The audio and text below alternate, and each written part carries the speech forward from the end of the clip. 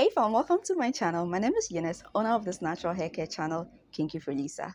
If you want to know more about whether or not you should be wearing your hair in protective styles, then keep watching this video till the end because I have for you in this video a short excerpt on protective styles just for you. Ever heard this one?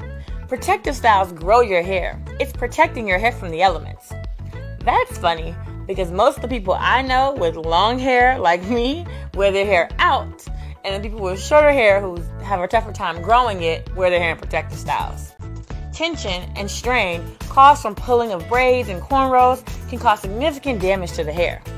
The excessive use of ponytails, weaves, and extensions are working double time to give you damage.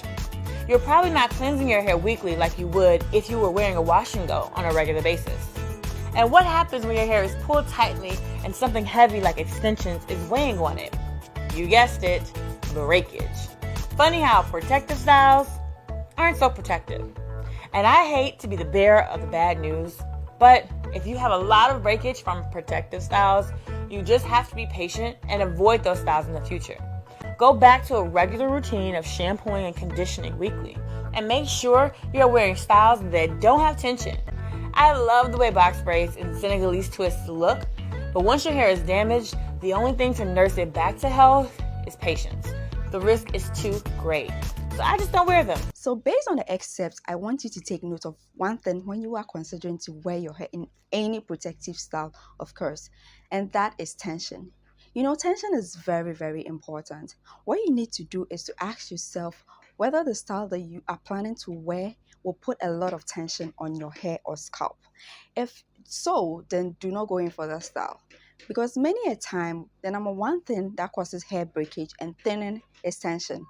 Always be careful of the protective styles that you go in for, and make sure that most of the times you're wearing a hairstyle that is not adding any tension on your hair or the scalp.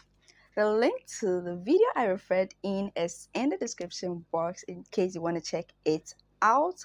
So guys, that is it for what I have for you today. Thank you so much for watching this video, and if you love this content, do not forget to like, comment, and subscribe.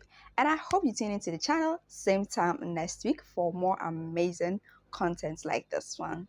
Do have a great day, and I'll see you same time next week. Bye.